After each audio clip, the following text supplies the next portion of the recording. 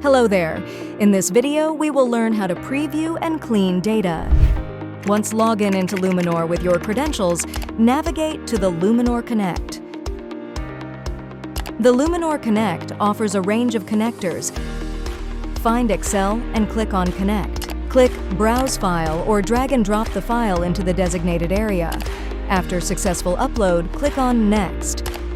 Click the checkboxes to select tables. By clicking on the Preview button, you can preview the data. Now click on Transform Data. You have these 8 options to perform on data.